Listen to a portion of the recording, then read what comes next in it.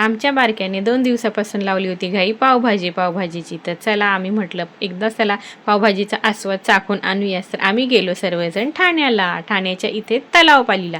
तर तलावपालीची जी पावभाजी आहे तिथे आमचा एकच पावभाजीवाला आहे, गोपाल पावभाजीवाला. तर तो आमचा खूप दिवसापासूनचा एकच पावभाजीवाला आहे. तर आम्ही जेव्हा पण जातो त्याच्याकडेच खातो. तर एकदम टेस्टी मस्त अशी पावभाजी होती.